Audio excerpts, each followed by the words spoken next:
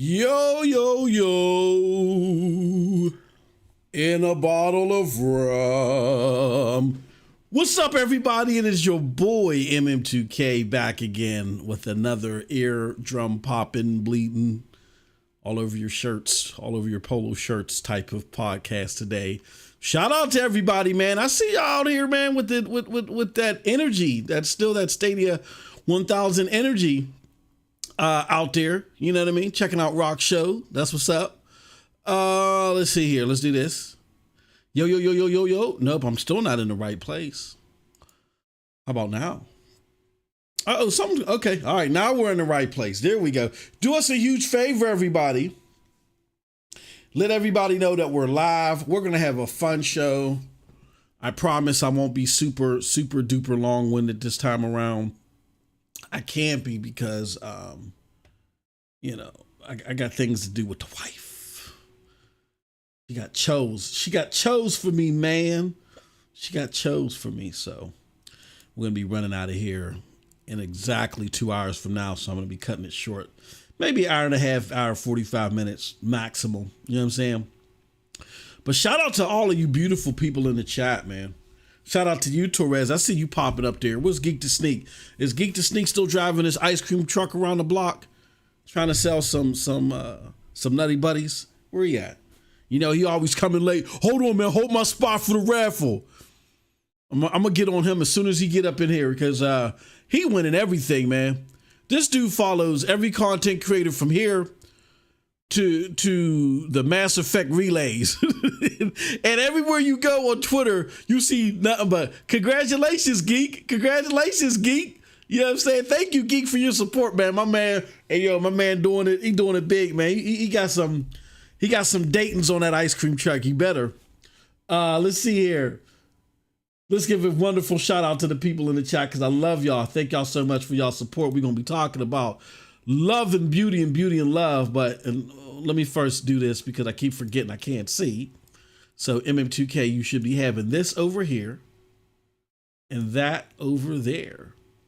Appreciate you, SPG, as always, man. Thank you for sharing it out. We got Nerds World in the house. Excellent. What's going on, Nerds World? SPG, as always. We got Lo-Fi Monk with the pastries. Let's see here. He says, I got that echo. What echo? Or is there an echo on the stream? Or you talking about the Echo Dot? No, you got to be talking about something else because I wasn't even live yet. Oh no! Well, you must have got it. You talking about an echo when the show started? Yeah, my bad. I forgot to do something. I don't know. No. I didn't forget to do anything. I'm blaming technology. How in the hell did that happen?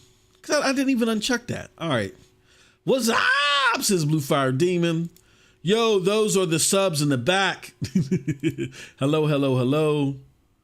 I got to start paying attention to y'all at the beginning, too. Says Lo-Fi, not bad. Finishing up the work day. Says the homie N7 Specters. Good to see you, my friend. Who else we got up in here? Torres in the house. And G Nico has come back. Good to see you, G Nico. All right, man. We got a few things to talk about today. I'm gonna talk about the Stadia 1000 event, of course. I'm gonna go over some surprising Stadia data. And then lastly, what do we have here on the docket? We had the surprising Stadia data, and then we had new trial types. All right. Let's do this first. I'm going to pull something up on the screen. I got to make sure. Hold on. Let me see if I can find this. Maybe it's in my bookmarks. Is it my bookmarks? No. Well, number one, I got to go to my account. Can't look under there. Why aren't my bookmarks showing? Hold on, I ain't got time for that weirdo stuff. There we go. All right. So we got our bookmarks here. I'm just want to pull the one last thing. Give me a second, y'all. I'm so sorry. Give me a second. Find it. I may not be able to find it, man. This is wild. I may not be able to find it. It's part of our stats thing. If I don't find it, I remember. Oh, here it goes. Well, hold on. Oh man, I had it, and then I lost it. Oh man. All right, MM2K. Let's do it this way. MM2K and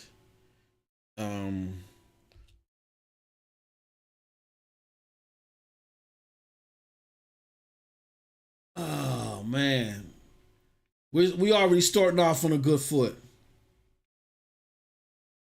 Oh, all right, I can't find it. That's crazy, bro.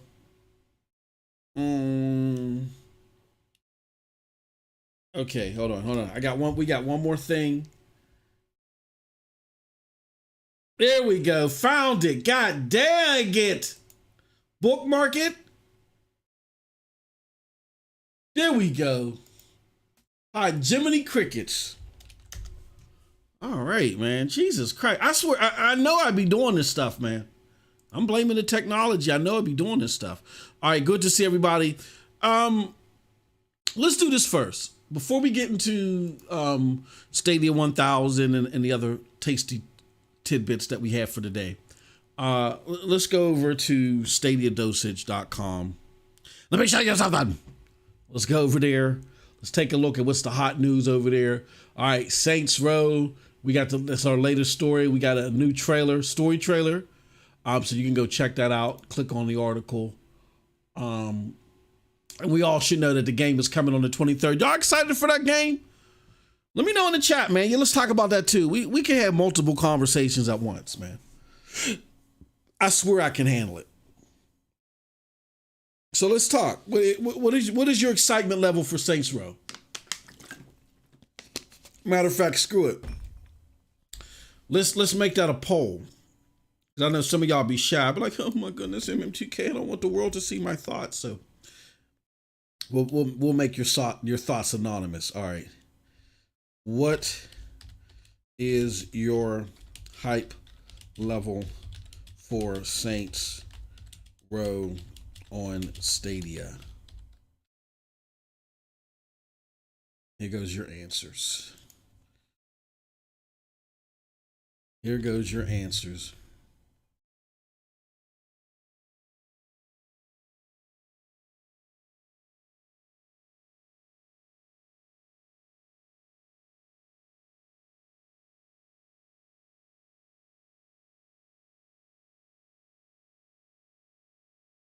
All right, hold on. Give me 1 second. All right, there we go. We're asking the community. We're starting it off. There he goes.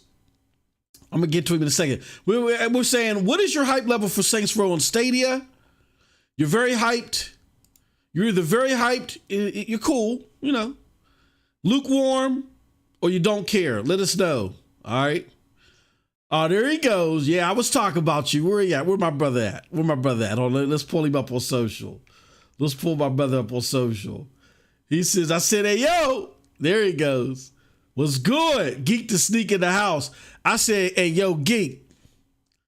Now, come on, brother. You winning every gift from here, like I said, to the Mass Effect relays, bro. I want to know how you do it. I want to know your secret.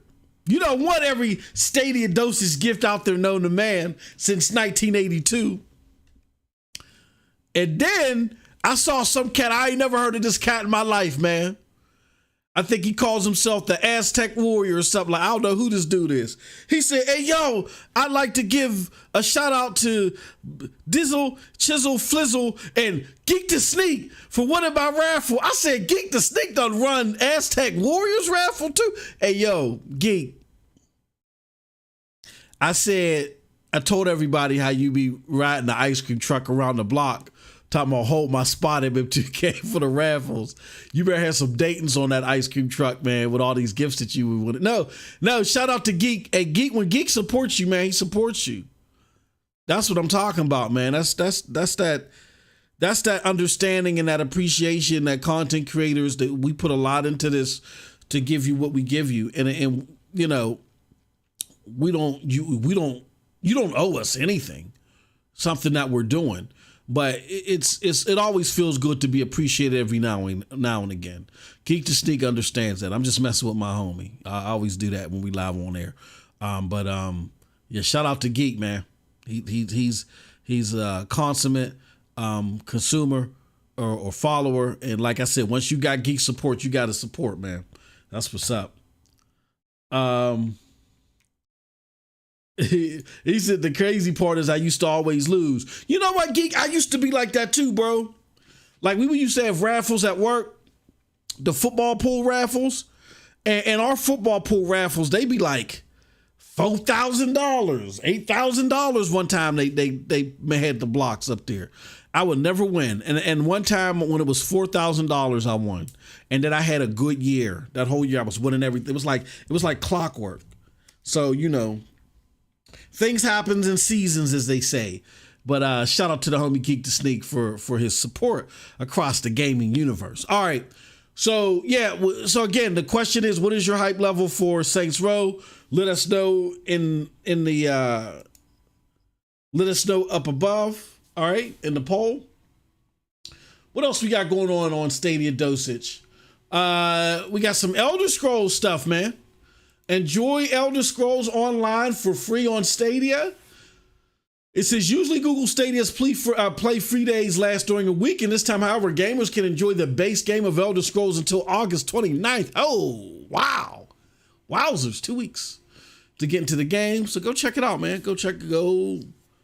Just click the link. Y'all know how easy to click the link stuff is. You know, click the link, go check it out. You know, go play some Elder Scrolls. All right, what else we got going on over here? I would definitely be in Elder Scrolls, y'all. And this is where it gets contentious sometimes in the community. If it was 60 frames, I need my Elder Scrolls at 60 frames, man. You know, but it isn't on Stadia, unfortunately. But that's cool. That's cool. A lot of people enjoy it. They love it. They're enjoying the game. So that's what's up. And then last but not least, we got Murders by Numbers review. This review is by the homie Marks Alley, putting in work on StadiaDosage.com. A hellified review. Thorough from beginning to end. Definitely check it out. StadiaDosage.com, y'all. All right.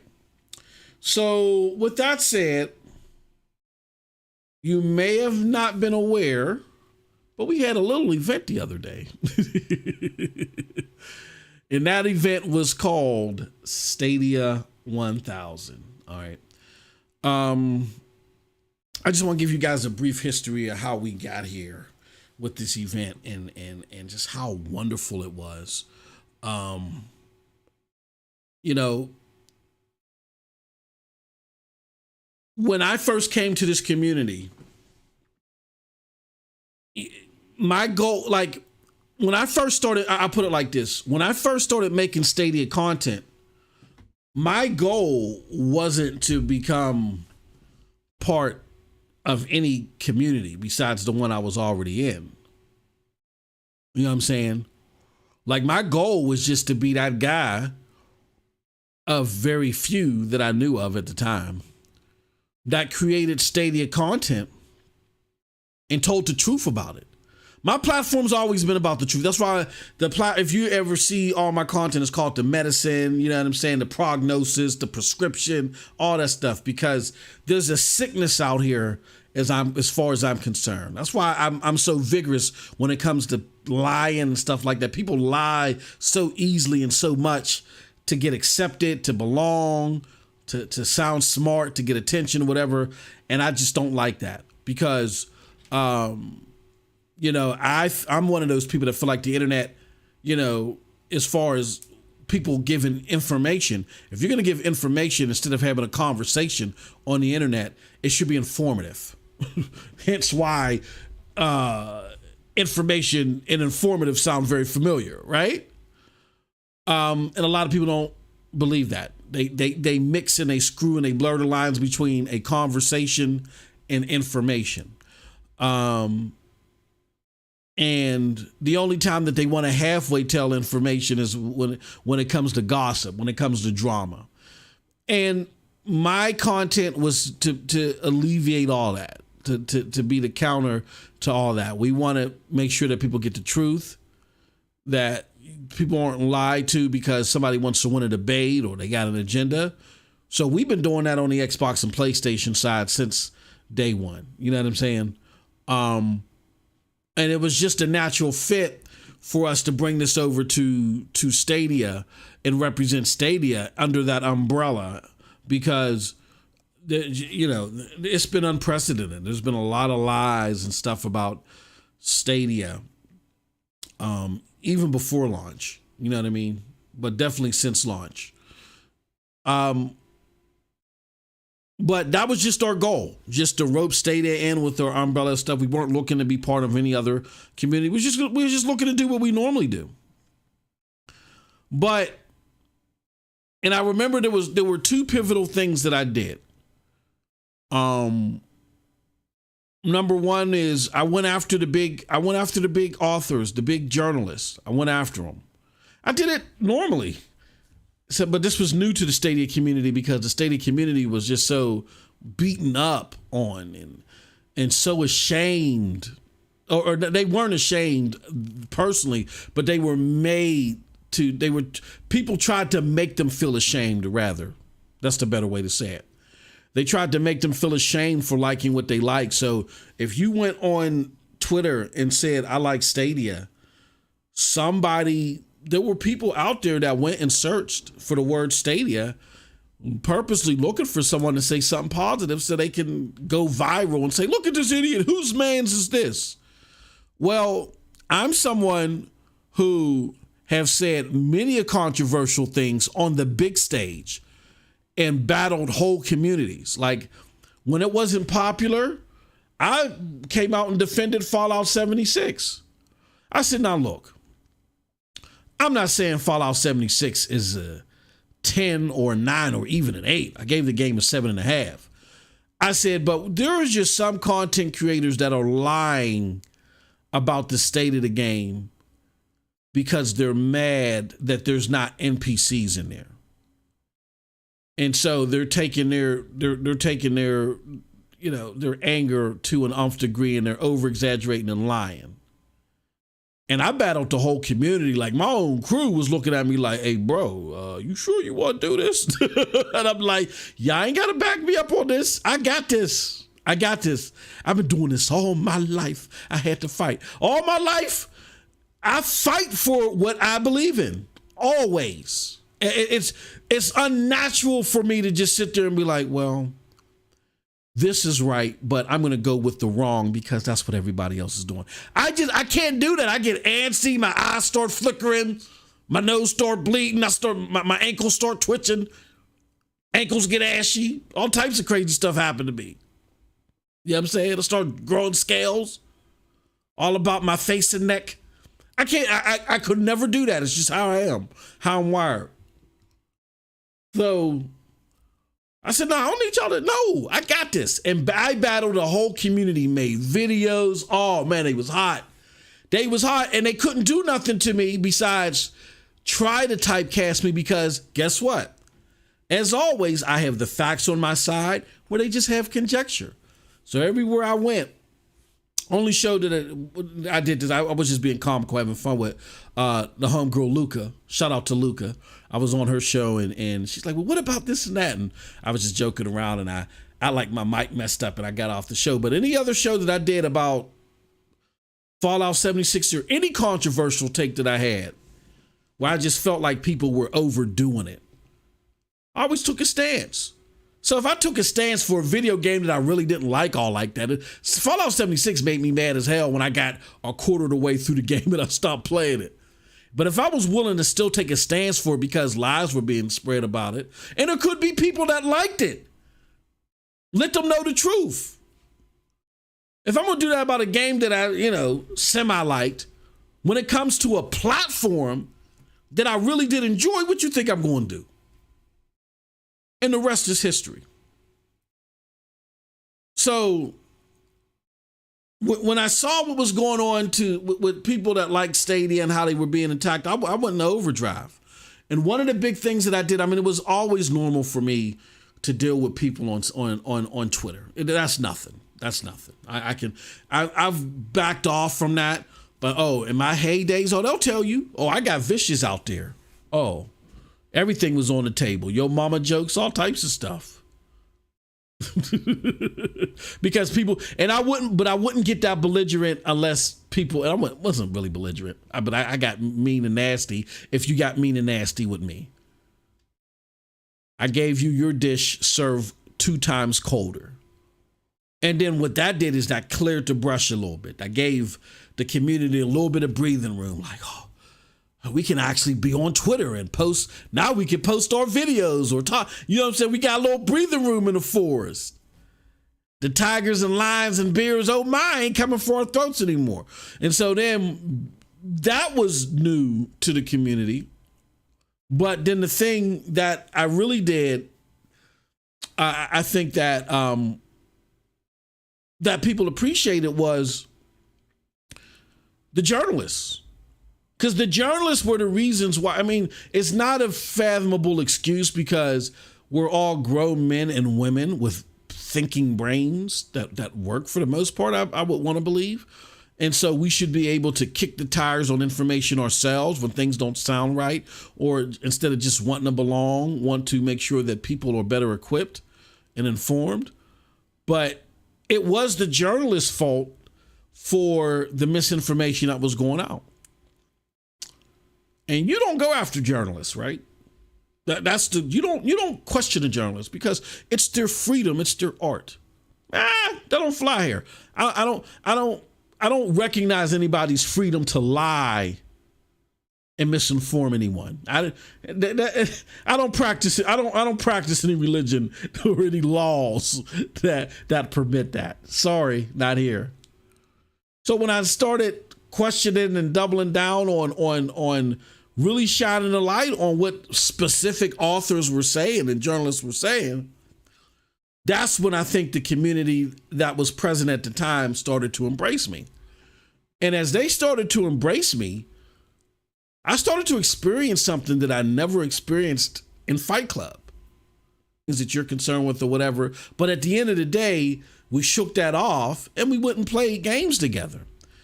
And I appreciated that. That was something that I really hadn't felt anywhere else. And it really changed my perspective on what a gaming community could be. Like really changed my perspective. We were doing, events and stuff like that and just having game nights, just streaming them and, having a little something to drink on the side, just having a blast, right? Well, along the way,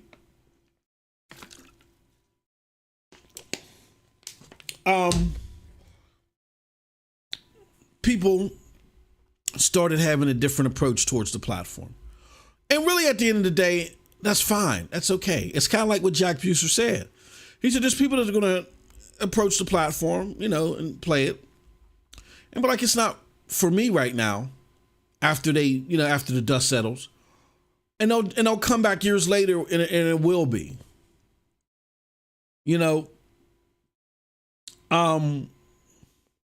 But there were some community members that followed certain people that were going in a different direction, either without the platform altogether or less of the platform, whatever. And they became attached to those entities. So a little faction started to grow. Little faction started to happen. There was 2021, there was a lot of bickering. A lot of bickering back and forth. A lot of controversies, this being said, that being said, people being challenged, this, that, just a lot of stuff, right? And then in 2022, it kind of boiled to a head. We all know some of the things that happened in 2022. But all in that time, I always had in the back of my head, and people that work closely with me knew this, that we always wanted to create a website that where we try to put our input in regards to the platform and tried to get that to you. And we did it based off of facts. You know what I mean? I mean, yeah, the content that we're putting out there is enthusiastic, but that's because we're looking through it through a particular lens. And if you're looking through it through the same lens, then all right, come over here. You know what I'm saying? And check out what we got going on. Doesn't mean you got to stop, whatever else you're partaking in. It depends. I mean, suggestively, it depends on what you want. If you want entertainment as well, and that's fine, But we were looking at our expectations for the platform, and what we wanted to talk about was based upon a particular lens, emerging tech. You know what I'm saying? And then on top of that, we had the understanding of what the facts were, and how to best be acclimated to the facts. So that was thing number one. We wanted to get that out there for the people. What we also wanted to do is, again, create the safe haven where people who like to play the platform could continue to do the wonderful things that I was doing in 2020, which was continuing to play games, enjoying playing games with others, and then having events like yesterday. And I got to tell you, events like Stadia Community Day and then this one are just a culmination of really 2 years of hard work. 2 years of hard work where we were really, really, really, really trying to get to a point to where we can, get past the bickering, get past the name calling and accusations and all that other stuff, and get to a point to where, again, we're just playing games. We're having fun. We can still have discussions. I had a great discussion earlier today with somebody about a game or a situation that had them concerned. And we were on two totally opposite ends of the spectrum about this. And we talked about it. We just talked about it. And we walked away still with two totally ends of the spectrum. But we could walk away from it and talk about it further. I'm willing to, have it further. It was a great conversation that I had with somebody that doesn't look at things the way that I look, or doesn't look at this particular thing the way that I look at it. And that's fine, because at the end of the day, we're having a conversation about a platform that we believe in. And I'm not trying to convince him to believe in it. He's not trying to convince me not to believe in it. We both believe in it. And we know at the end of the day that, hell, when we both get some more free time, we're either going to continue our discussion or we're going to play a game together and have a blast. And that's what was going on in 2020. That's what I think in 2021 we kind of lost, and people were trying to recapture that greatness of 2020. And I think it got misconstrued that people were trying to gatekeep. No, it's just that we had a great 2020. And everybody didn't turn, if you turn sour or you have different notions about the platform, that's understandable. It's going to happen. That's how I got here, is I turned sour, had different notions about Xbox. But I would never, ever go to the people that are enjoying Xbox and tell them, no, you can't enjoy this thing. Or I couldn't feel a certain way if they didn't want to hear what I was selling now, you know what I'm saying? Which was Stadia. Like on my regular channel, when I talk about Stadia, those people don't tune in at all. At all. It could be a segment of a show. They don't want to hear it.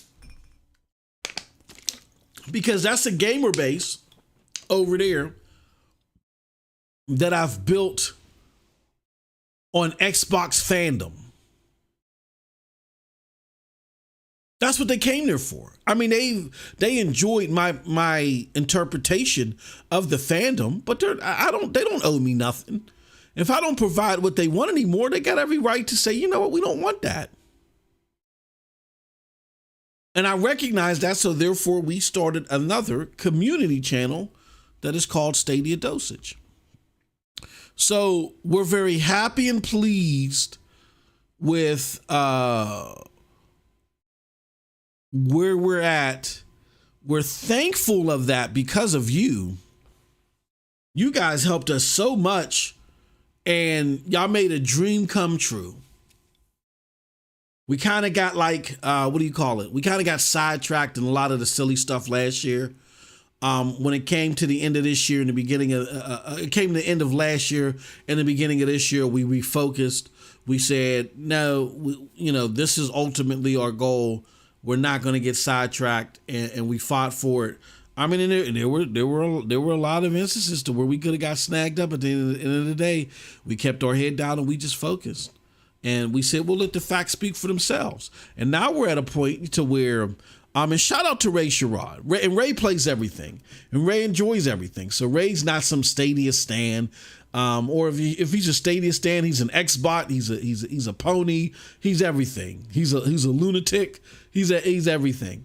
But Ray said on Rock's show earlier, he said, "Look, man, I'm not even trying to battle the journalist or any of that stuff anymore." He said, because now the proof is in the pudding. It's like there's no denying it now. Like they tried some of their biggest attacks this year and it fell flat on their face, And I tend to agree with him. The MM2K that you see of 2022 is not the MM2K you see of 2020. Partially mainly because it's just not needed anymore. Like Ray said, the platform speaks for itself. Sometimes, and if you're tactical minded, like I try to be, then you can't keep doing the same thing every day. In 2020, I felt like it was important to be a little bit more abrasive and push and try to clear that brush. So there was a social media presence on Twitter. That was needed. You ain't got a social media presence on Twitter as a community or a product. You up Issues Creek. And that's how bad it was. So when us working with the community, we were, very fortunate to help spearhead that effort. 2021, we then said, okay, well, let's try to court some efforts to, again, start playing games or whatever. And again, like I said, we kind of got sidetracked, but important things happen. We were trusted with information to give to you guys. And that helped. And then us getting closer to the facts, like after the whole Cyberpunk 2077 thing happened, where, the community back then, if you don't remember, or if you weren't around, they swore that it wasn't coming day and date. Kind of knew different. I kind of knew different because of my business experience with corporate speak like that and how broad it could be. And then some of the resources that I had externally outside of the community, I start relying on. But because I had a better understanding of how to interpret some of those resources from a cloud perspective. And then I said, okay, this is a closer pathway to the truth. And so in 2021, even though we did get sidetracked as far as being able to do these community things, we were able to stick a better landing on the lane of truth. And I think that helps out the StadiaDosage.com portion of it. Because we know how to interpret what's being said, what's happening. And for clarification, we know where to go. You know what I mean? So I want to thank everybody. We had a lot of fun. Let's take a look at some of the events, or better yet, here, let me see if I can find, because I had a lot of fun with I had a lot of fun with some of the streams, particularly one of my stream, which was see if I can find it. I had a stream where we did Division 2. That's my favorite game anywhere right now. I love Division 2. And I was playing it, and here it goes. Let me bookmark this. When I was playing it, there was a moment where shout out to Casey. I see Casey in the chat. There was a moment where me and Casey were not having the best of times because I was agitated. Here, let me play it for y'all. I was a little agitated, and some of my ad libs. I'll put it like that. My ad lib skills came out. So you know how we do. Let me show you something. Oh, crap. All right. So here's a little snippet that I took. It says, when faced with tough AI, bursting out in song is your best option. Peekaboo. Y'all soon see what I mean. Stop hiding. Stop hiding. Look at that. Oh, they're suckers. There you go. Oh, I can't stand them. Come on, react. And they're all upstairs. I hate that. You can be on this part for a very long time. Because you can't throw any grenades up there. Oh, I got a silver bullet. Come on. Come on. There we go. Good stuff. Good stuff. Come on, pop your head up. Come on.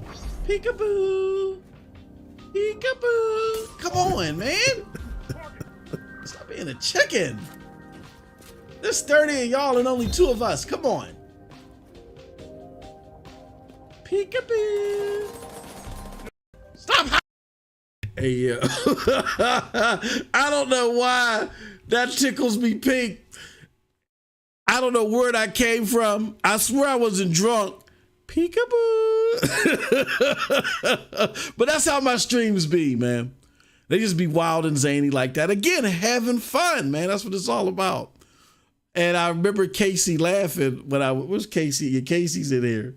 I remember Casey laughing when I was doing it. I was like, oh, I must sound crazy. But yeah, man, we were having a blast that time. And I love it. I love playing the games there. Let's go over everything that was on the platform, or that we had on the platform. Let's go here. Community events, Stadia 1000 event. And we got a cool little feature here that where if you want to just go straight to the events and see what was going on, that's fine. We got a playlist that I'm going to put up here too. But first was Ryzak. It started Sunday night. Ryzak did a 9 p.m. stream. Chat Stadia. They did a nice little show. Cloud Gaming Dad had a nice stream. Cowboy, Ray, Jack the Slip, Windstar, Just Petter took over 2 hours. Ninja Guy X, Amunra, N7. A lot of y'all are in here. Lo-Fi Monk, Scooter Rama, Star Fox Gaming YouTube, Inled, myself, Peekaboo, Stadia France, beautiful people. They are the crew from Cloud Play. They did a nice show. Papa Bear Gaming. Then the illustrious Clive Linden did his regular Stadia Monday Night Chat, followed by Four Scars Gaming. Then my homie Evan at Dead Drop Studios, he actually did a Twitch stream, but it was banging over there, bruh. Jesus. Then my homie Jeff G, Stadia Pro Gaming was back. Chariot Man. Then we had The Scientist. He did a nice stream. Then Peter Cottontail did one. I think 1 a.m. was the only slot.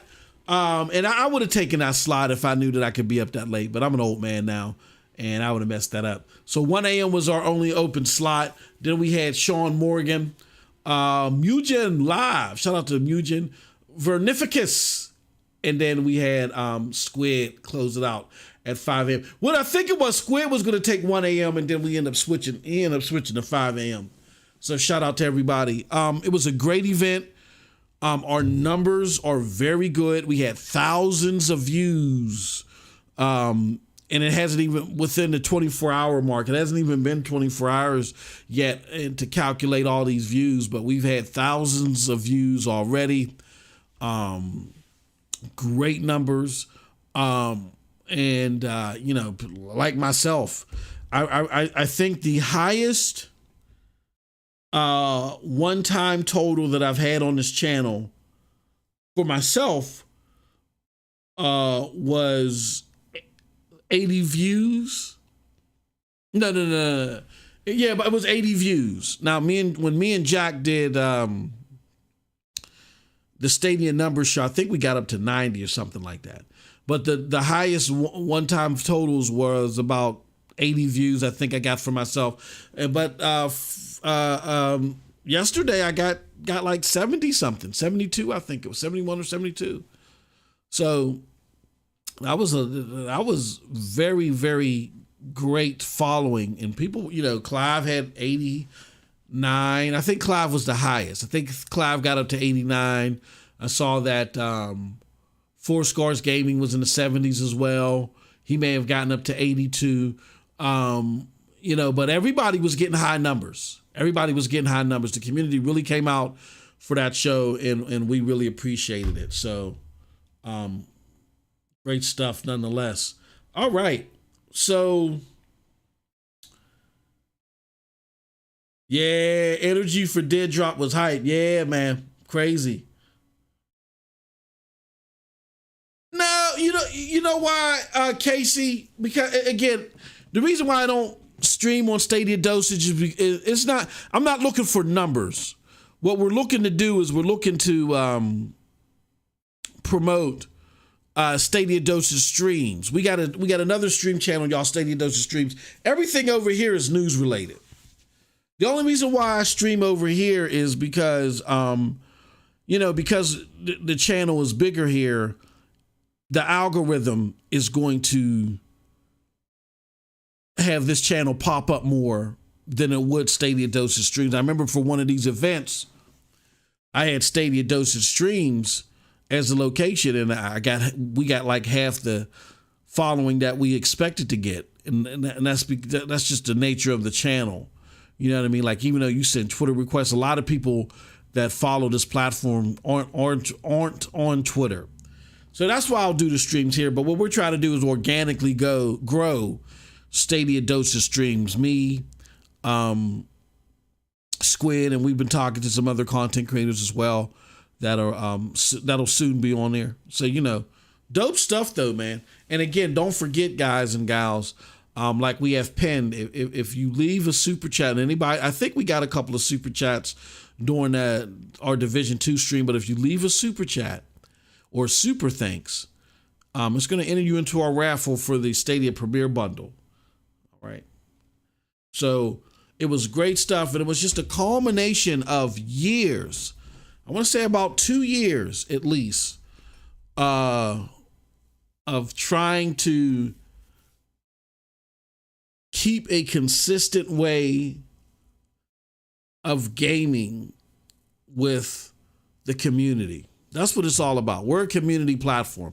I don't wake up and say, all right, it's all about the clicks. How can I get 1,000 views this video or what? You know what I mean? Like, more viewership leads to more subscribers, which leads to a better opportunity for those that work on the platform. You know what I'm saying? For it to be more helpful to them. Of course, we care in that regards, but that's not our numero uno approach. Is, oh, we got to get views. Oh, nah. So we'll keep our streams, our daily streams on StadiaDosage streams. Just all we ask is go over there. Go to StadiaDosage streams. When you see that link pop up in the chat, go over there and just subscribe, man. Some great streams going on over there. When you guys don't check it out, you know, you're missing out. Inland in the house. Good to see you, my friend. Good to see you. All right. So that's it about that. Let's go to the chat, see what you guys is talking about here. Geek the Sneak says, yeah, I try to donate when I can and try to spread love around. Absolutely. We got Fabio7 in the house. Good to see you, my friend. So Mark's Alley always been putting in work on the StadiaDosage site. Absolutely, Winstar. You ain't never lied. Beautiful events, says Mostly Martinez. Thank you so much. I'm glad you appreciate it. And 7 doing his thing on the event said, yo, very fun. Sean L in the house said, yo, Sean, what's going on, brother? Good to see you as always. Great question. Blue Fire Demon asks MM2K, what do you want for Stadia's future? Damn, that's a great question, bro. What I want to say for the immediate future is I want Stadia to be able to get that load change porting up to par to where the output really shows what the platform can do. Like, for instance, we often hear upgrades. Stadia needs to upgrade, which that's ignorant to how the platform works. The platform is an off branch of Linux. It's not even a full, it's its own rendition of Linux. It's not a Catalyst platform where it's transmitting the performance of a PC in the sky. It's its own singular platform. So that means that on the back end, for a Catalyst platform like them, what do you call that other platform? Boosteroid, Shadow. It's more about tinkering with the back end because their back end is doing all the work. They're just transmitting. They're transmitting a play instance. Really. I mean, I know that's an oversimplification of it, but that's the best way to explain it. So once you get that back end together, then it's likely going to apply to every single game that's there. Stadia doesn't work like that. Not at this moment. You can upgrade the back end, but it still requires the development team to put in a lot of work for those back end capabilities to even be seen. So just upgrading the hardware isn't a simple fix like it is for a Catalyst platform. Not at this moment. What will make it a simple fix is if Stadia makes the load change porting work to a degree to where it automatically cranks it up. It extracts the best out of whatever is being ported. You know what I'm saying? Then if it does that, if it does all the hard work, the hard manual work for the developer, then they can crank that back end up and it'll work in a similar fashion, or it'll be a similar result. You already got something happening in the front end that takes away the manual labor. Because here's what I think a lot of people that are harking upon hardware upgrades, I don't think you guys understand. If to make a game for GFN, if it took the same effort as it does for Stadia, do you think these games would be on GFN? Absolutely not. And that's synonymous to what the next subject matter is that we're going to talk about, some of the surprising data. Absolutely not. They wouldn't be there. It's not worth the effort.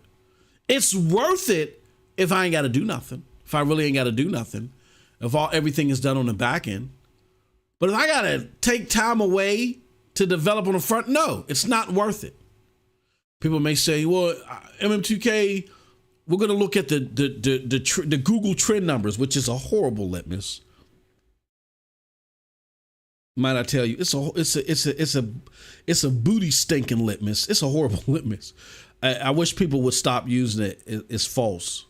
I'm going to show you data in a little bit, but it's a horrible litmus. Just going off of Google Trends alone. Google Trends can indicate trends for you. It doesn't tell you pure engagement. It doesn't tell you profitability and stuff like that. It gives you a trend. It tells you the trends of people searching for a particular name.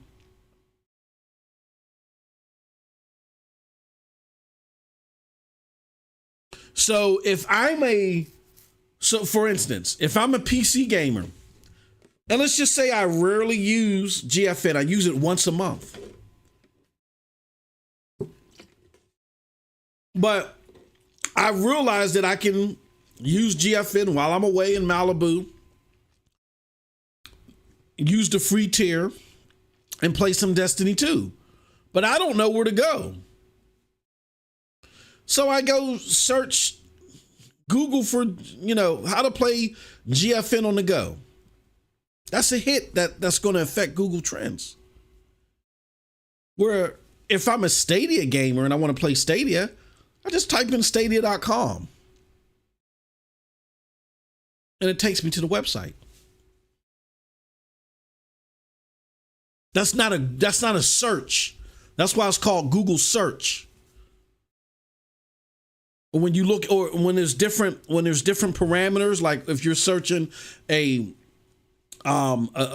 search term, like when you go to Google Trends, and it'll tell you search term under there. If you're looking for the search term, or just looking on Google Trends, period, it alone is a horrible litmus.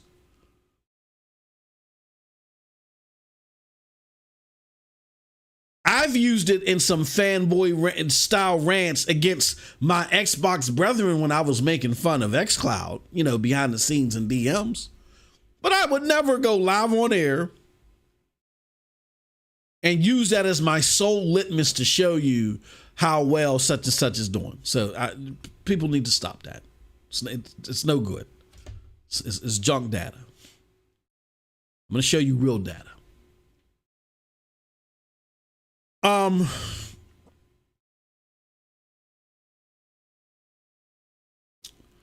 But what I would like for Stadia to do, Blue Fire Demon, is to adequately deal with the outcome issue, because I still think it's an issue.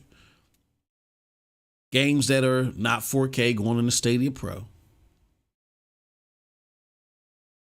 Games not having a performance mode. And I'm starting to think that, this time in, we should be seeing some tweaks to the performance mode. Maybe a baseline 1200p. I would like to see the low charge porting in 2023 definitely solidify those litmuses. You know what I'm saying? Game to game. So that's number one. The capabilities of this platform, as far as output are concerned, are not being realized because of an effort issue. So, and the developers aren't going to put more effort into it until it becomes a mainstream platform, which none of these platforms anytime soon are going to be a mainstream platform, period. There's nothing that shows otherwise. None of the analysts out there give projections that show otherwise. So there's no reason for us to believe otherwise. So the smart thing to do right now, what we call this the porting period, where it's cloud gaming is basically just about the ports at this moment. That's what they're going to spring forward from to when they can do more. They got to, continue to build and grow and subsidize that growth off of this porting period. So how well are your ports? That's what it's about right now. You got to clean up that porting. And again, that's what they're working on. But what I'm looking for is to make sure that it cleans it up to the point to where not only is it easier to get games over here, but those games come out sharp the way that we know that they can come out. And then if those games come out sharp the way that we know that they can come out consistently, then what's going to happen is then Stadia then will raise the back end, because I'll be like, okay, now our load change porting, has cut down the effort and it's making games come out good. And now we can, add more to crank up the load change porting, and then therefore crank up the capabilities in the back end. So that's what I'm looking for first and foremost. Secondly, then I'm looking for more AAA titles that they can get day and date because of that. I think that would, we would want to see that first. Because what I don't want to see is I don't want to see games. Geek to Sneak, close your ears. What I don't want to see is I don't want to see a whole bunch of games that I can't rely on their performance, like xCloud. Like, that doesn't impress me. That's like somebody telling me, hey, yo, I was just reading earlier today. This is funny. I was reading earlier today that one of my cousin's favorite restaurants, he lives in DC now, but my cousin's favorite restaurant was just cited by whatever agency that regulates whether your restaurant is safe and stuff like that.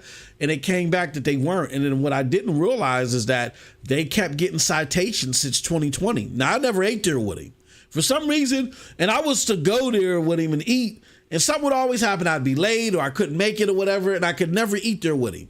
So he ended up moving to DC. And he came back recently and he ate there again. And I couldn't meet him again because he didn't tell me he was coming in town, and just the timing wasn't right. So the restaurant got cited again, and they said, one more citation, we're gonna have to close y'all down, because they're doing like a freeze drying method that the regulators don't approve of, or something like that, whatever.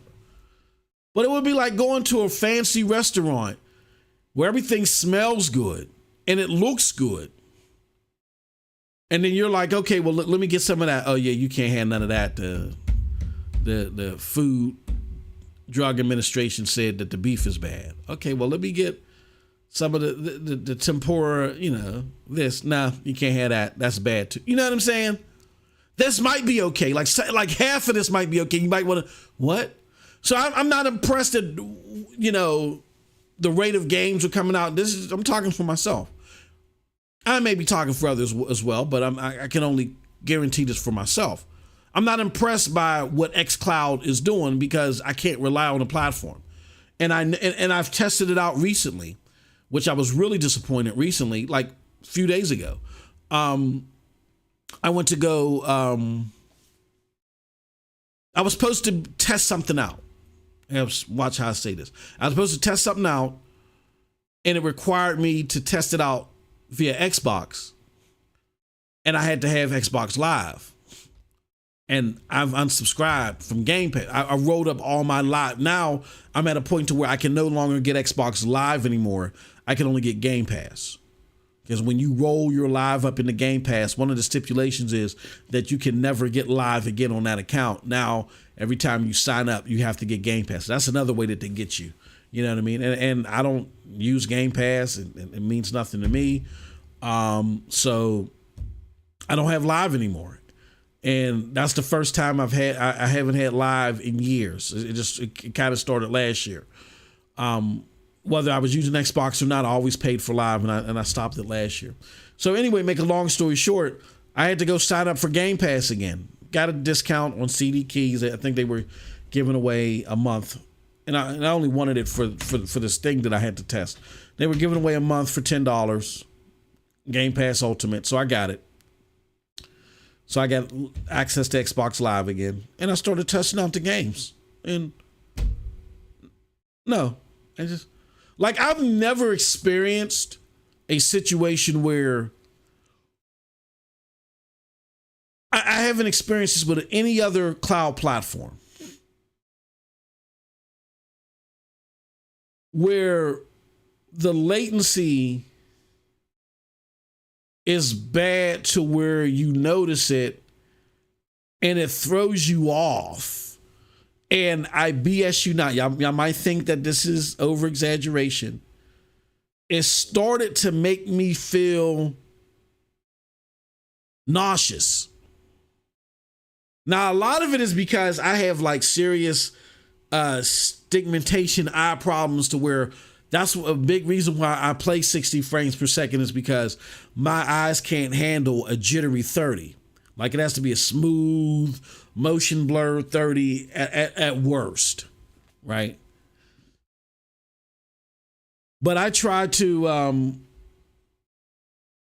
play, and I was playing Gears particularly where this was happening, where I would move the controller, and it wasn't like taking 50 years for it to move, but it was late enough to where, because I play on Stadia regularly, and if I'm not playing Stadia, I'm playing Amazon and sometimes GFN, and I never have this problem with those other platforms, never. But it was so prevalent with Xbox that it felt weird, and I was starting to get, I don't know what it was. Maybe I was getting nauseous out of agitation. I don't know, but I was starting to feel like, ooh, this is, because I was swaying it back and forth. Like when I was testing it and wiggling it, it felt responsive, but that's not a good test, because who plays like that? You got to play the game. When I was playing the game and I was turning the character around and I was trying to go cover to cover, it was like my reactions were so late. It was weird to me. Like something was subliminally sending signals to my brain, like something ain't right. Like something ain't right. And I stopped. So I need the performance to be a certain way before you start approaching and getting games. So then after they fix the back end, Blue Demon, then them getting aggressive with games at any moment isn't a horrible thing. I just prefer, if you have a 1 and a 2, if you're prioritizing things, I want priority 1 to be getting that load change porting, to making porting games as seamless as possible, so that back end can be feasibly updated to make it to actually do something. If they were to just change the hardware out right now, it's not going to do anything, because all it is if we spend more time, we can get more polygons and compute units out. We're not spending more time on this. You know what I'm saying? That's all you're going to get. If we spend more time on it, it's going to be polygons and compute units that we can increase. And we're not spending any more time on this. This is a 1% platform. So you got to get that front end more automatic. Then you fix that back end. So that's thing number 1. Thing number 2, I would like for then after you get that together, then you swap places. You get more aggressive on the games. You know what I'm saying? And get more of the games day and date. Even though when you look at this year's lineup, I'm cool, because when you look at comparison of what came out, like a lot of things that there was fuss about, nobody's talking about no more. People will be talking about Saints Row. people will be talking about FIFA. People will be talking about Resident Evil. I'm Gucci. You know what I'm saying? I'm Gucci. You know what I mean? So.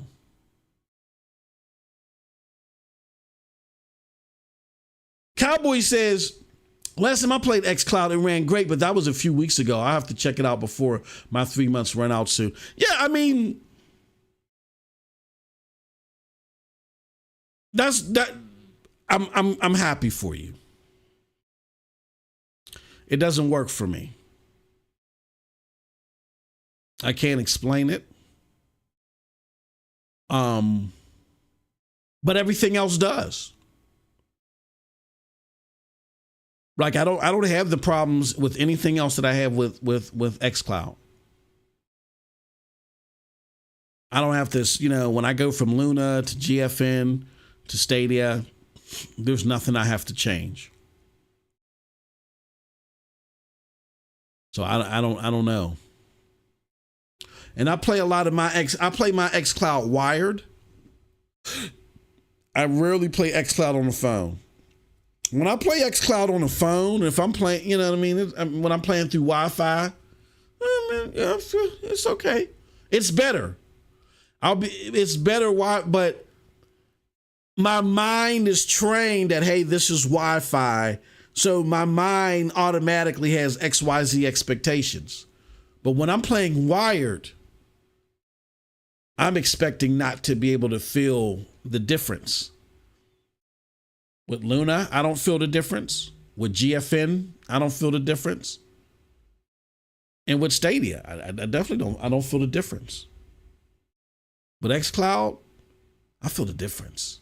So I don't know. I mean, my experience isn't going to be synonymous with everybody's, but I do run into a lot of people who are very open to all platforms.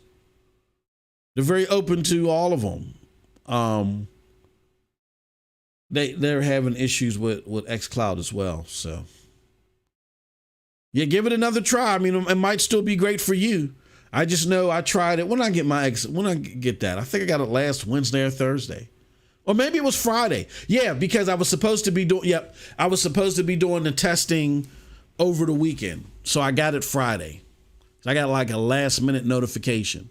So yeah, I couldn't do it. Not gonna be able to do.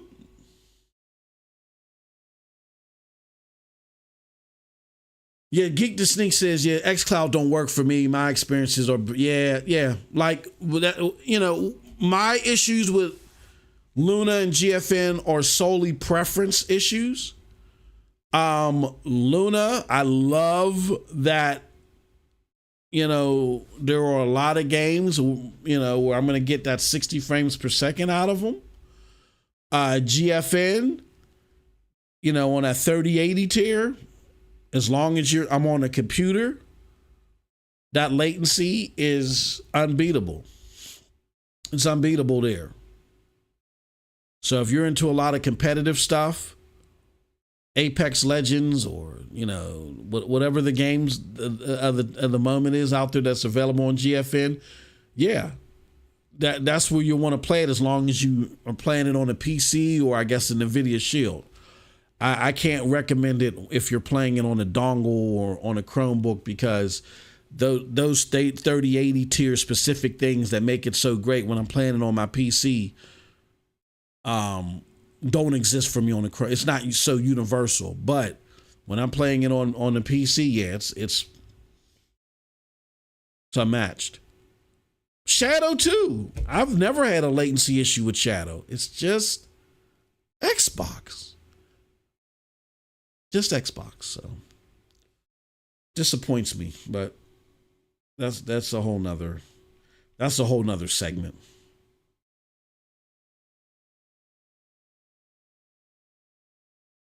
Says MM getting nauseous from playing it. Yeah, it was weird. It was really weird. And like I always notice it.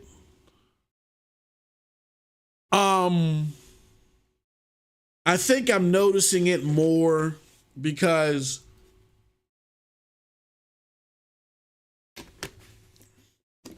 I have done less testing recently. Like what I would used to do is I would test all these platforms out. I want to say once every 2 months or something like that. I would test them all out. And even though I do run into GFN and definitely Luna, I run into instances where I'm playing them still around the same time frame, like every 2 months at least. Xbox I completely cut out. So xCloud I completely. So when xCloud became available, I think in 2019, the beta, the alpha was out in 2019. The xCloud alpha from 2019 all the way up until 2021, I played Xbox regularly, or xCloud regularly. When I say regularly, I mean on a regular cadence, like every month, every 2 months. So I was used to it. I haven't played xCloud like the last time I played xCloud before now. Well, I played Fortnite. Now, okay, so here's my experience with Fortnite, which is weird. Well, no, it's not weird. I think Fortnite is excellent for xCloud standards. I think, but I played it wired on my computer. I haven't played Fortnite on my phone. There's a lot of people that have come back to me and said they don't like Fortnite on Xbox. But when I played it wired through the browser, and I did it day one, mind you, where there would have been like a lot of traffic. I had a great experience. I almost won a match. I've never won a Fortnite, and really that was the first time I've ever played. I've never played Fortnite before, but it felt smooth and it was good. It was a good experience. But again, I was playing it wired on my computer.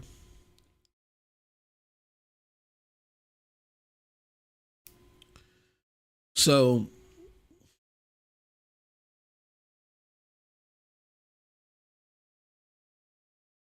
it's just weird. And because of those inconsistencies, I don't even want xCloud right now. That's just, that's me.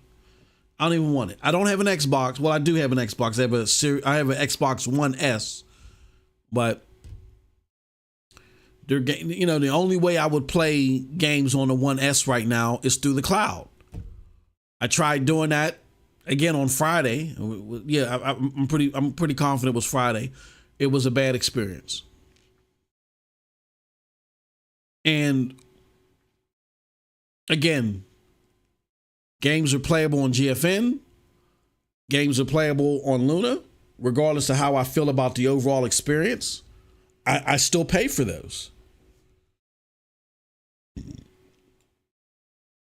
Shadows, I would still be paying for Shadow if it wasn't so damn expensive to me.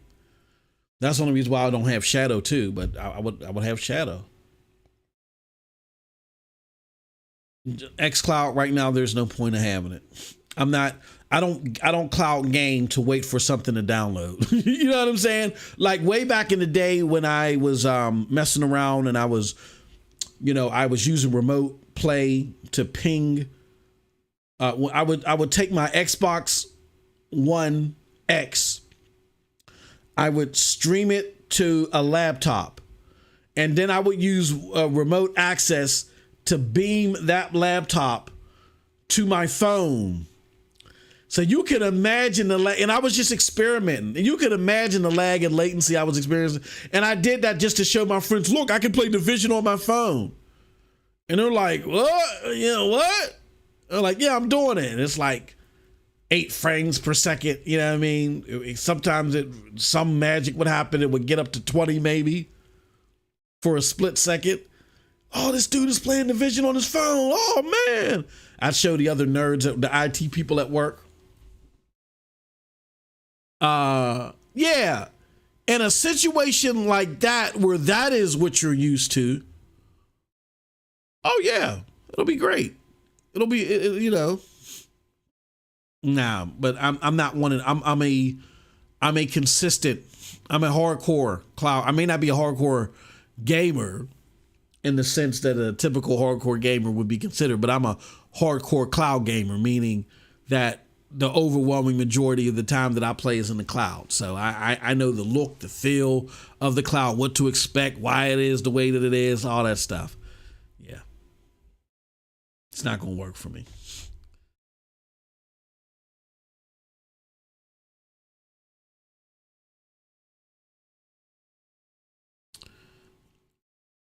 Next we go hard. He says, what's up, MM2K? He said, Cowboy, I pulled up Fortnite on xCloud last night and it was noticeably, oh, okay. Now, did you do that on the phone? Geek? Yeah, I don't know what it is. I don't know what it is.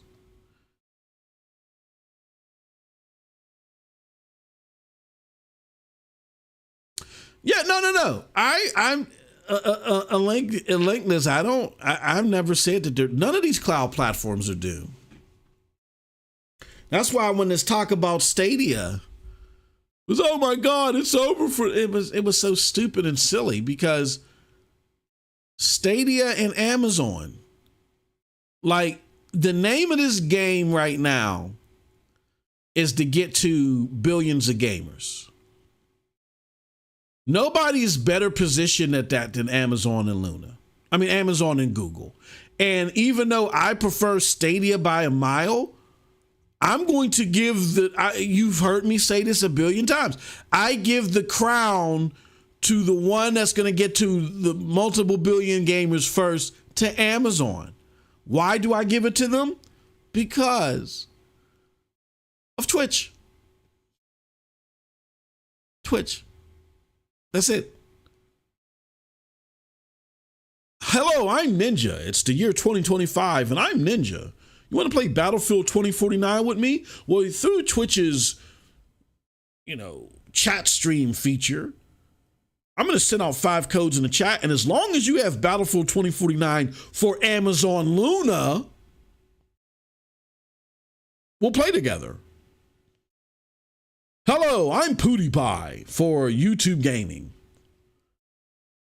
I got 3 codes that I'm going to randomly throw out in this chat right here. So if you have Battlefield 2049 for Google Stadia, come on. They're already there. They're sitting at the 5-yard line, casually sipping their Gatorade, filing their nails. Everybody else has to find a way to leapfrog from sector to sector to sector to have a footprint wide enough to reach billions of gamers.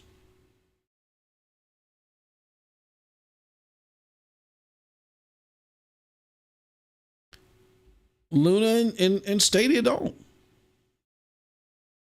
So that's why when people say, oh, Luna, being critical of Luna and Stadia is perfectly fine. I don't think they're perfect, and I do think there's things they can do better. But the notion that they are in trouble is bullpucky. It's early. So, and that really goes for anybody. I mean, the only ones that I would be concerned about would be Shadow because they went into bankruptcy. I'm not sure what the state of them is, but no. That includes Xbox. That includes GFN. Nobody's in trouble. These are the early years. The ceiling for your profitability is low. You're going to use that profitability to just subsidize. It's just a subsidizing game. It's not, to subsidize growth.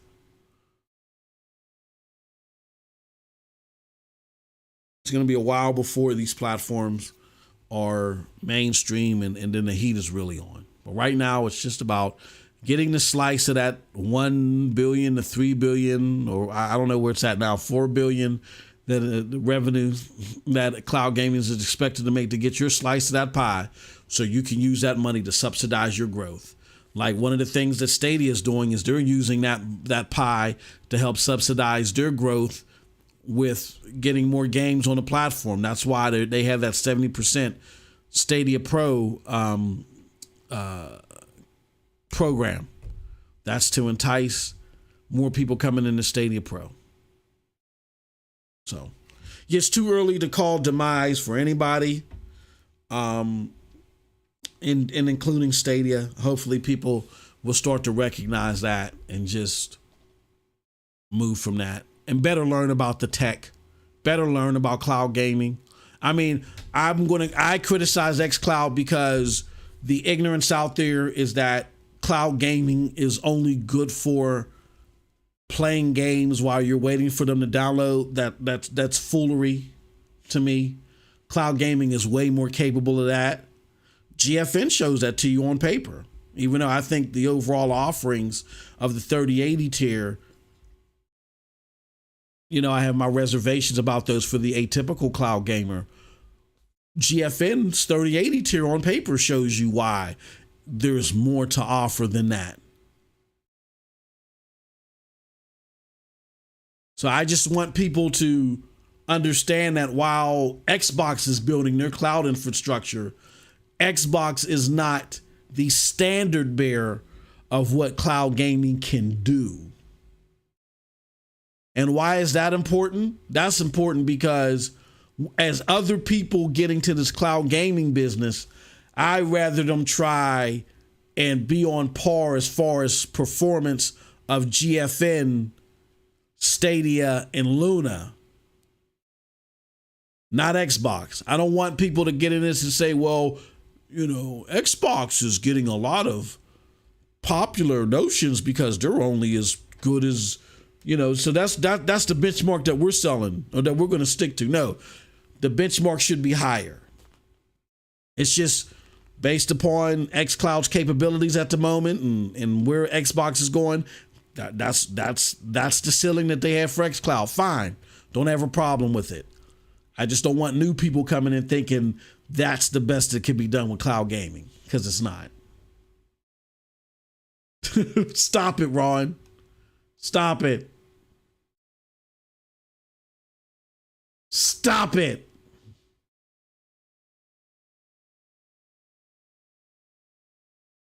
Who said there weren't reports? Like, you don't know that. Like, nobody's going to jump out of their shoes and socks and say, "Oh my God, I can't." Fortnite is playing. They're just going to report it. They're going to. Most people would have tried it and said, "This doesn't work for me," and would have went about their business. Because the expectation for cloud gaming isn't high anyway. So, I mean, there's also no reports that it's great either. So when my ears are to the ground, Link is, and I get it, my friend. You're a big time Xbox, and ain't no denying it. Own it. I owned it when I was one. You're a big time Xbox fanboy. When cloud gaming has a higher ceiling and there's more expectations on it, then yeah, you'll hear more stuff. But I go to the people on the ground that actually play these games and talk to them, and I talk to people all over the world, and this is what they're telling me.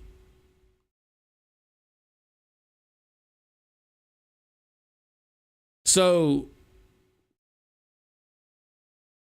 I mean, I don't think Fortnite, from what I experience, I don't know what the wireless experience is. What I've experienced from Fortnite on Xbox is it's not horrible. I thought it was pretty damn good via the web browser. I don't know what it is on a phone. But when we come across people, I talk to them and we talk about the people they talk to, the people that they talk to. The majority of the people that I'm hearing, the majority of the feedback that I'm hearing back from is that it's not the greatest experience. In some cases, that might be okay to some people that just got to have their fix, especially if you're on an Apple device and you really have no other choice.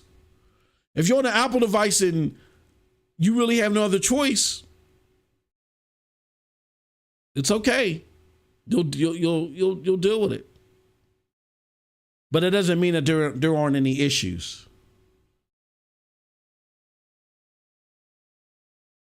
No, saying what you say collectively makes you a fanboy. Don't act like this is the first time you've been on this show. Stop it. We got the receipts. You're an Xbox fanboy. It's okay. I've been one too, brother. I was one for almost 20 years, about good 17, 18 years. It's okay. You really like Xbox. Nothing wrong with it.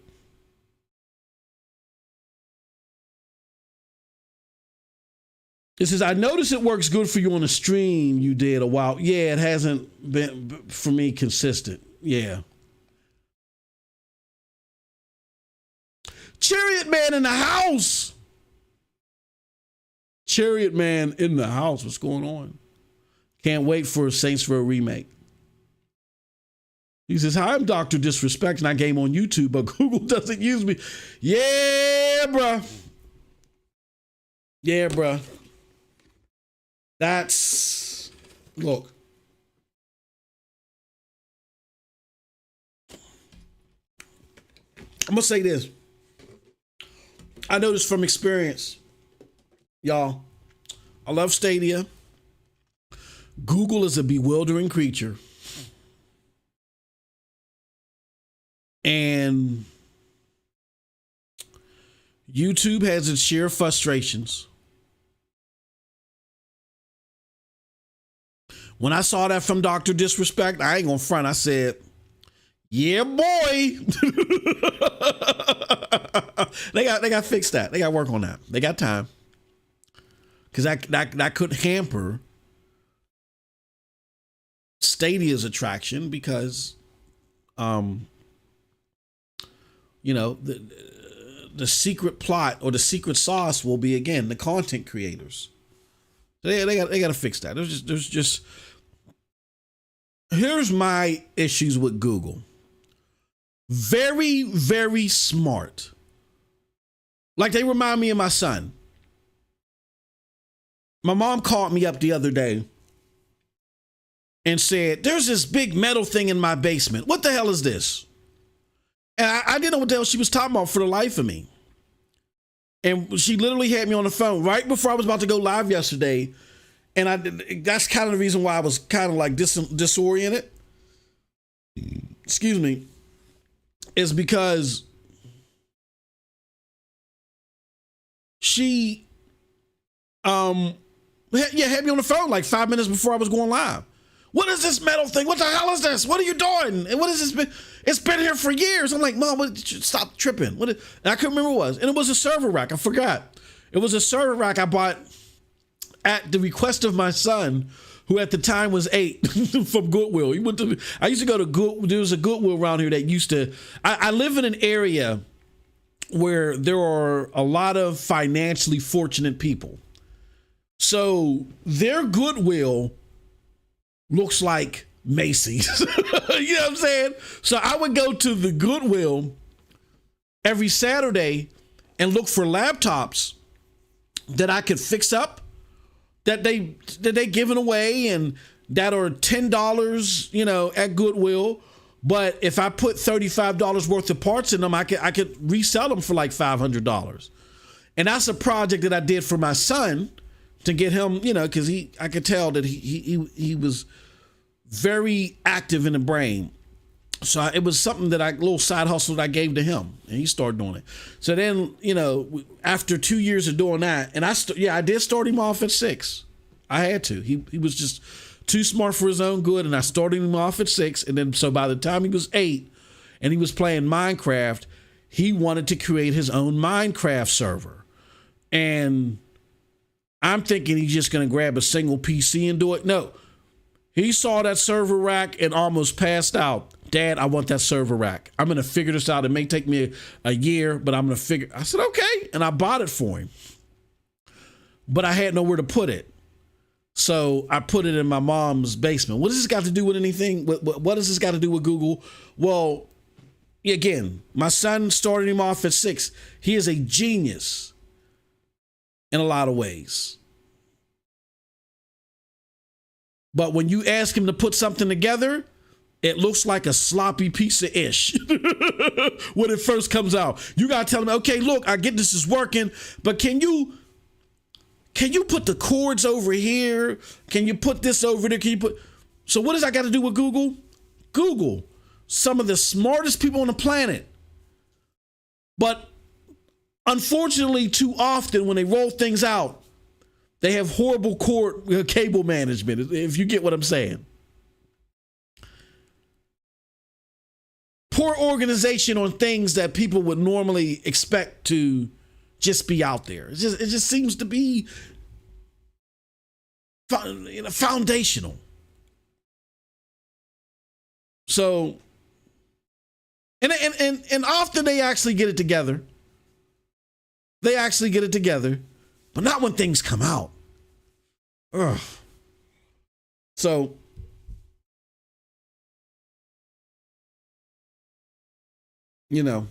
I wasn't surprised when I saw that We Knicks Go Hard, or Knicks We Go Hard.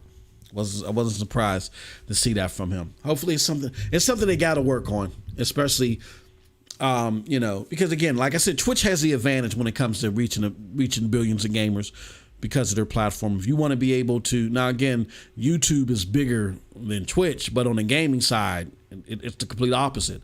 So if you want to be able to run neck and neck with Amazon, per your content creators, then some of the things that Dr. Disrespect is talking about, or his public persona had tweeted, you're gonna have to get better at it. Period.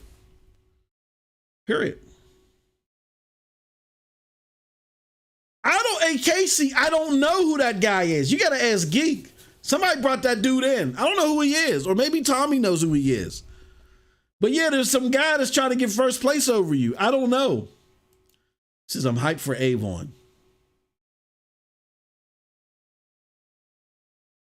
Yep, totally agree. Nobody's in trouble. Cloud gaming isn't popular yet.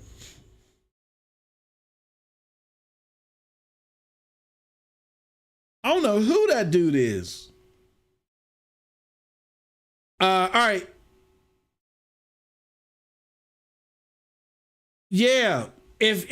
Mostly if you think he'll take on to that, like what I did is, and with kids that are highly active in the head, you think it's just a matter of showing it to them. It's very frustrating because they're highly active in the head and they want to go do other stuff too and they don't realize that they just got to sit down and pay attention. And so you got to kind of force them. I mean, that's where they'll try to make you seem like Joe Jackson. I had to sit there and force him to know your water's right here. Sit down. Don't move. Pay attention.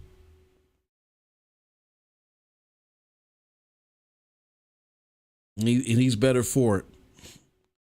Just he's not organized there yet. But if you think start him off young, man. Just go to the Goodwill. Just get some laptops. Start showing him the guts of things. Like now, he knows how to take a laptop apart. He knows how to do all types of stuff. So, all right. There's actually more to this show that I want to show you guys. So, you know how we do. Let me show you something. We're doing pretty good as far as time is concerned. Typically, I would only have 5 minutes, but I think we could cover this last. All right. So, this was something interesting that I've been wanting to talk about, but so many things have been popping up in Stadia land. I didn't get a chance to talk to you guys about it. But this was an interesting survey that came from, his name is Next Gen Player. He's a mainstream guy, mainly a PlayStation. Well, not mainly, he is a PlayStation guy. And he put out this that came from the AugustaFreePress.com. And it says, PlayStation Plus is the most popular gaming service in the US with 41% reach. And he has top 3 services: PlayStation Plus, Amazon Luna, Xbox Game Pass. Now, this is his own interpretation of this data, which is wrong. It's false. But I kind of don't follow Hunter all like that anymore, because all he cares about is making PlayStation look good. And I love my PlayStation. And he don't, as long as it makes PlayStation look good, he don't care about the veracity of his information. So you got to watch this guy. But he took this from Augusta's Free Press interpretation of data, which again, now you got somebody interpreting something from somebody else's interpretation, and they got it wrong too. Here's what they got wrong. They erroneously, the litmus that they're going by is gaming subscription services in the US, which is fine. But what Augusta Free Press did is they put together Sony, PS Plus, and PlayStation Now before those services were merged. They merged Amazon Prime and Luna. They merged Xbox Game Pass and all of their services.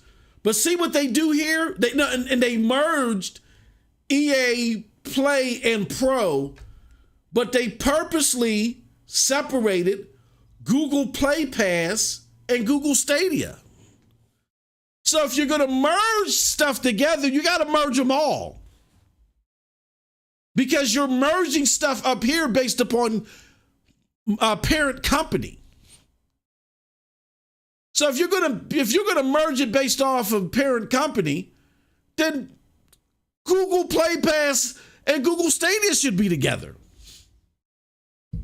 Right? Because at the time that this data was taken, all of these services were unilateral services. They weren't dependent upon each other. Like PlayStation Plus, at the time that this data was taken, had nothing to do with PlayStation Now. Amazon Prime and Luna, I mean, I get that there's an Amazon Prime channel, but come on. And EA Play and Pro, they were unilateral. So you see what they did. So Augusta Free Press were on something, right? But I don't want you guys to pay attention to that, because what they did is they took legitimate data and they merged it together incorrectly. I want you to look at the data that they didn't merge together, which I'm glad they didn't merge this together, because this tells us a very important story. You see Geforce Now on Google Stadia? Continue looking at that. Give me 1 second. I'll be right back.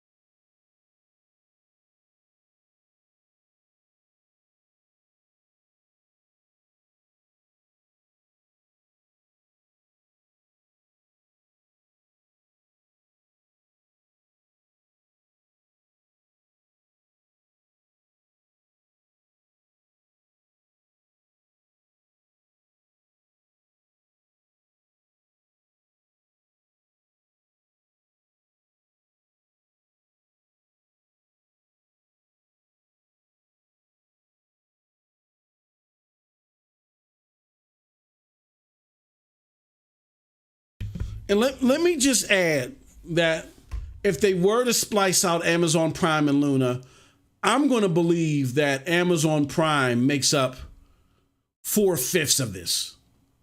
That Luna is likely, even in the US, is going to be under Geforce Now and Google Stadia.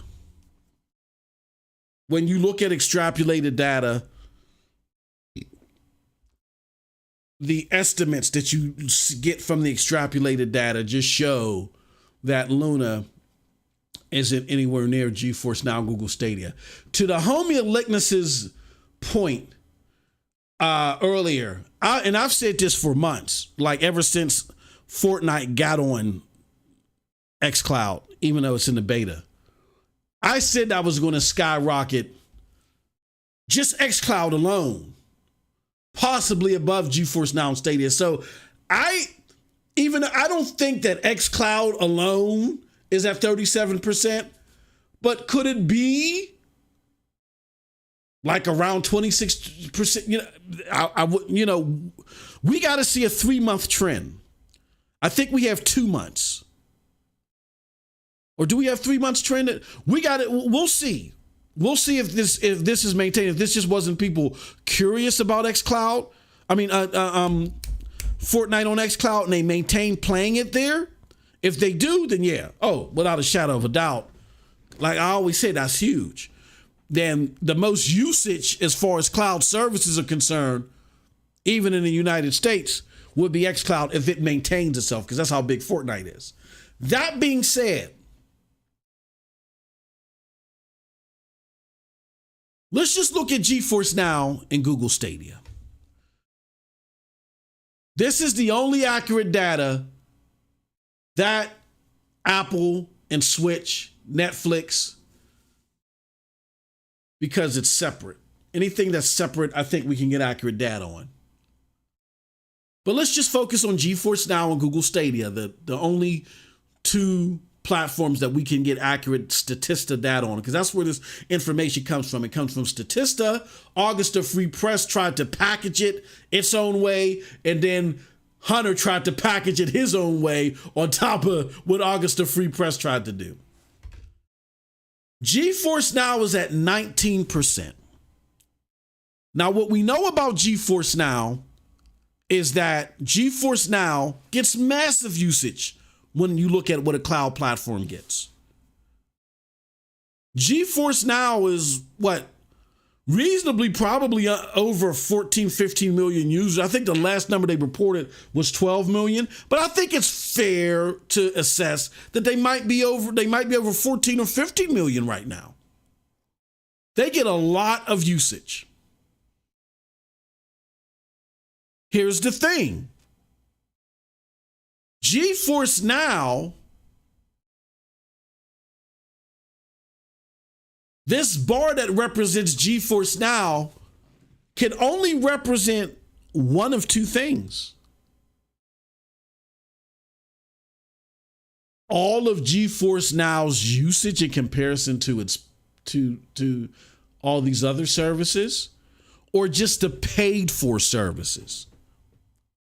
I'm hard pressed to believe, even as the Stadia fanboy that I am, something that I'm supposed to be. I'm hard pressed to believe that this percentage includes the free users. I think it's just the paid users.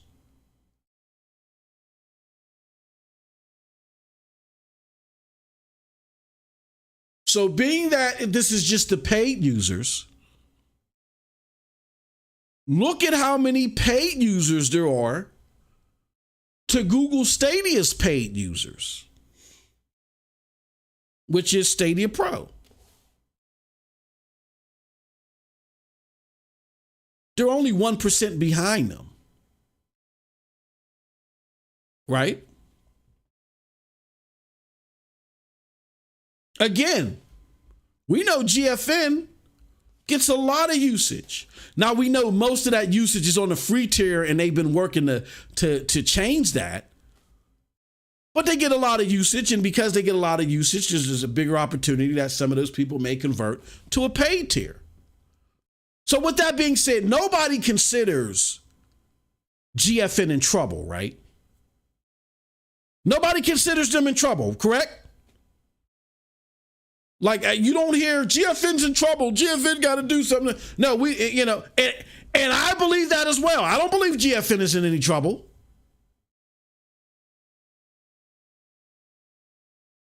So if GFN isn't in any trouble, how is Stadia in trouble? Only 1% behind them. And Stadia is bringing in revenue from a la carte purchases, DLCs, and microtransactions, what GeForce Now isn't.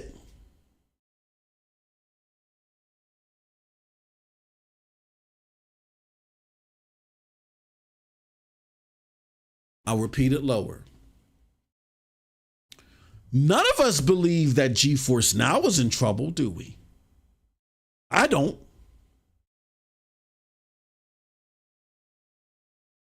They're here at 19% of the subscription service. And I believe that this is only the paid for services.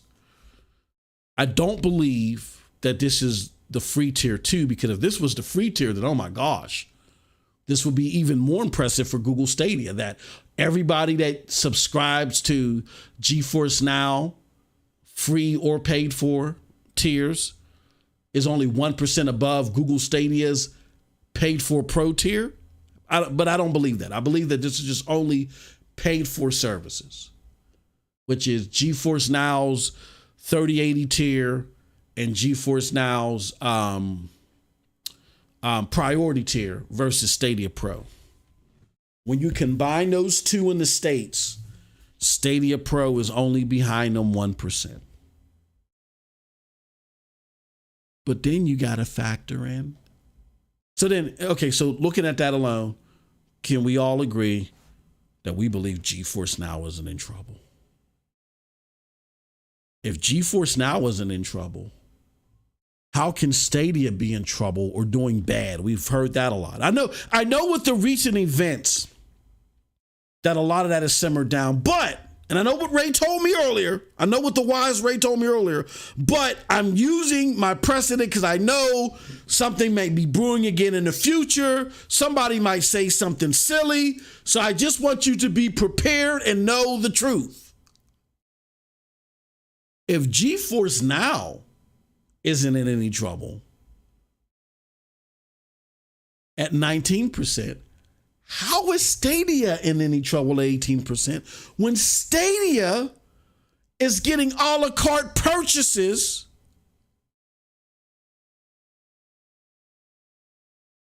microtransactions and all that stuff? How? It's a farce. One last thing I want to show you guys, and this is on StadiaDosage.com, and then we're going to close out because I can hear my wife, is, let's see here. Stadia stats. Nah, I won't go that way because I might get lost.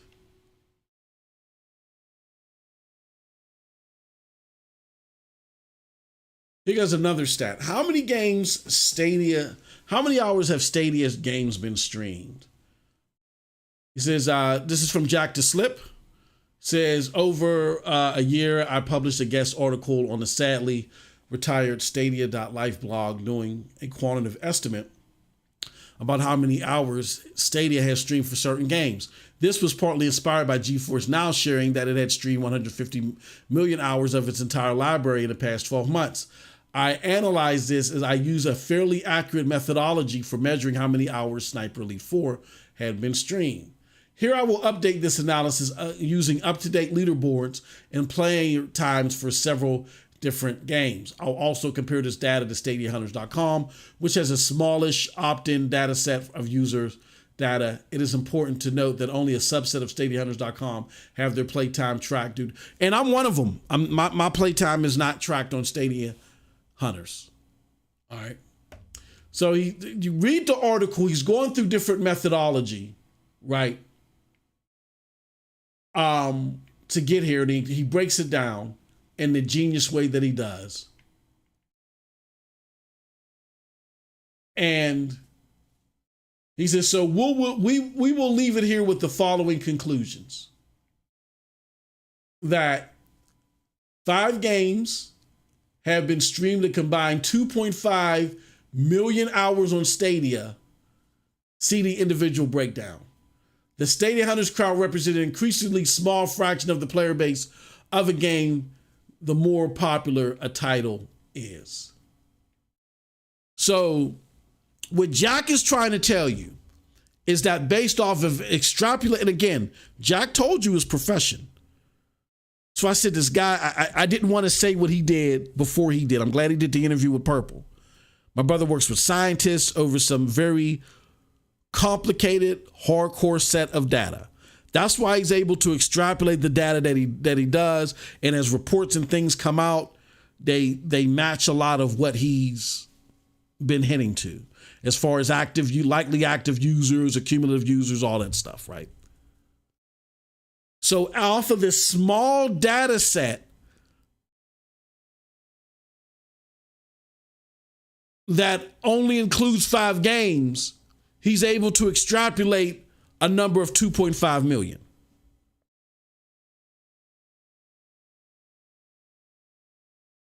So with that being said, does that sound like Stadia is, do we think, better yet, do we think GFN is in trouble?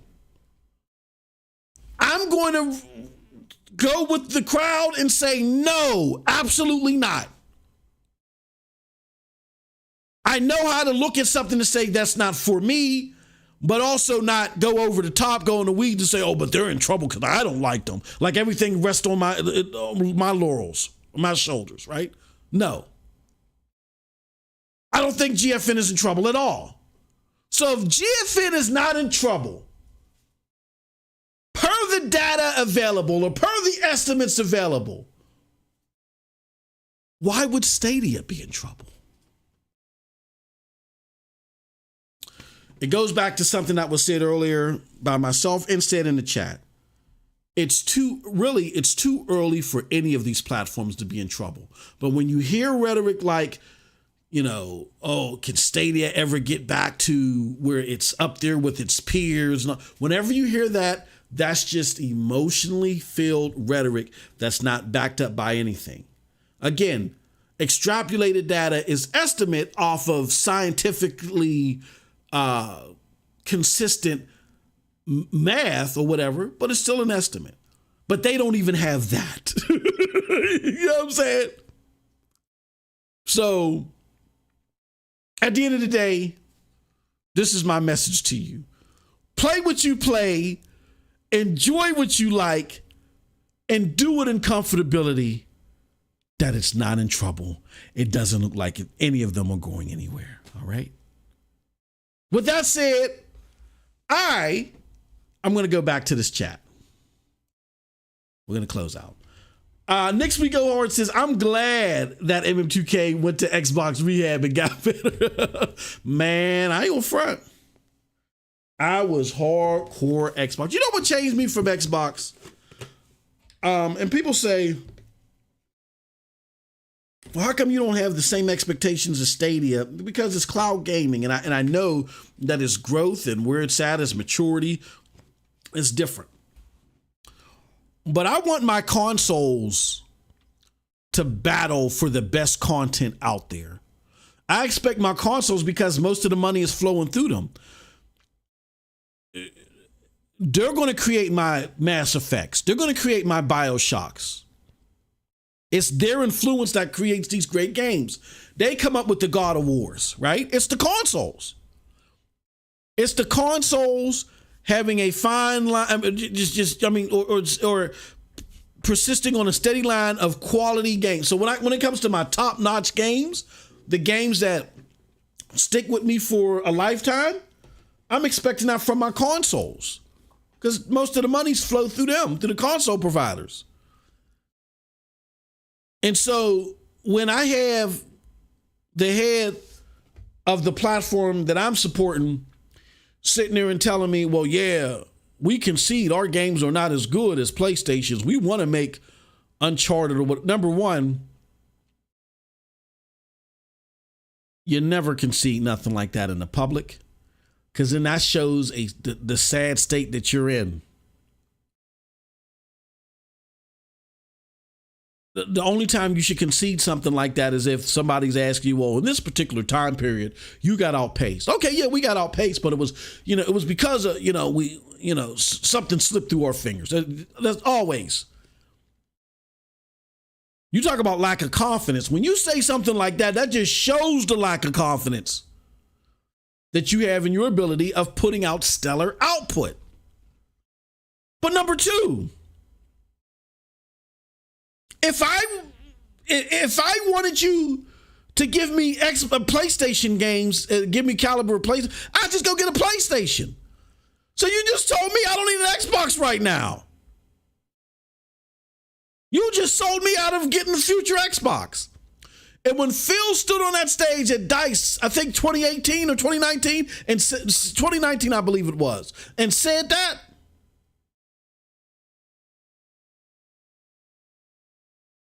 yeah, boy. I remember Porter Rock. If y'all follow mainstream content, me and Porter Rock were going at it.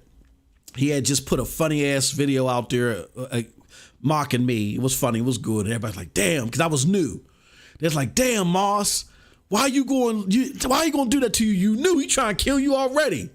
I was like, bro, just don't know. Went out there, stayed up all night, made me a response video. They was like, oh, Cat ain't playing. Yo, dude ain't playing. All right. They're like, we should have a battle of MM2K and Porter Rock. I said, nope. I said, let me fight my bro from a distance. Nah, he's too quick on his, at the time, he was too quick for me. I'm still training. I'm still new. You know what I'm saying? You sending me out for the slaughter. Yeah, so yeah, I did not, I said, no. But, when Porter Rock had posted that, I thought he was trolling. So I put a tweet in response to him like, man, why are you making fake tweets? And he hit me. I can't remember how he communicated with me. He's like, no, Moss, this is real. I said, what? He said, this is real. He said, this is your CEO of your gaming division. And that changed me forever. That's just, and that could be me. Y'all can think that's superficial. That's just me. I'm not someone that wants to play a bunch of games. I'm not a buffet gamer. I want to try stellar experiences that blow my mind. I don't want to try a whole bunch of stuff. I'm like, oh, that was nice. I want those one or two experiences a year that like make the skin fly off my face. And that's what felt like I used to get from Xbox. Knights of the Old Republic, Jade Empire, Armed and Dangerous. You know what I'm saying? So many in the OG Xbox era. Oblivion. You know what I mean? And then you fast forward, you go to the 360 era. Again, Far Cry. Not Far Cry, damn it. Fallout, which again, even though that was multi-platform, they told you that it was Xbox's assistance and influence helping bring that experience to the console for Bethesda, which was key to them. Mass Effect, BioShock.